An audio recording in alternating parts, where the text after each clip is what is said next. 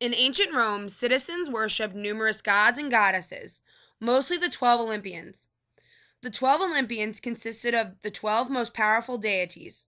However, 3 brothers were the most powerful and feared. Jupiter, Pluto, and Neptune, or better known as Zeus, Hades, and Poseidon, their Greek names, are the most powerful of the Roman gods. Before the time of the gods and goddesses, the Titans ruled the world. Kronos was the king of the Titans and the father of the gods. Although, fearing a prophetic coup, he ate his own children as infants. However, when his wife birthed her last son, Jupiter, she fed Kronos a stone wrapped in a blanket, fooling him. Jupiter matured and overthrew his father with the help of his brothers and sisters who had been eaten, in a legendary battle between the gods and Titans. After the defeat of the Titans, Jupiter, Pluto, and Neptune drew lots. Jupiter became the master of the sky, Neptune the sea, and Pluto the underworld.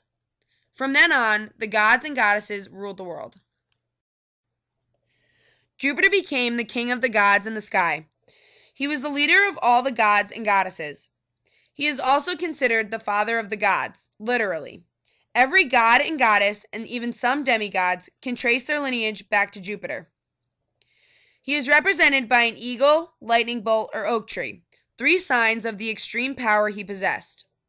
Even now, these 3 symbols are related to power and strength. One very famous myth concerning Jupiter is the birth of Minerva, the goddess of war, strategy, and wisdom. Minerva was born out of Jupiter's head, fully grown and in full battle armor, with only one parent, Jupiter. This shocking sexist message was prominent in Roman culture. Women were only needed to birth children. However, Jupiter just showed that the one thing men can't do, he can, rendering women useless in Roman society, if they could give birth to children just like Jupiter. Neptune became the god of the sea and the earth shaker.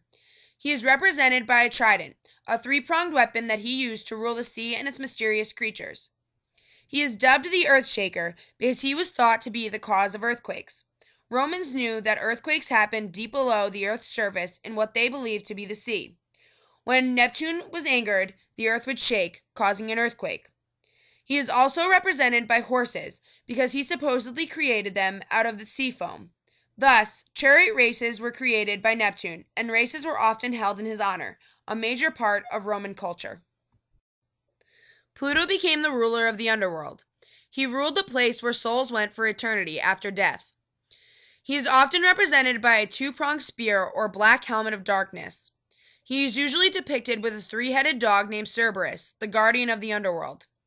The Romans used myths involving the gods and goddesses to describe natural phenomena that they couldn't scientifically understand like we can now. This is no different for Pluto. The most famous myth involving Pluto is the kidnapping of Proserpina. Pluto became infatuated with Proserpina, the goddess of the spring, daughter of Ceres, goddess of the harvest. Pluto came up from the underworld and kidnapped Proserpina while she was in the fields, dragging her to the underworld and trapping her there.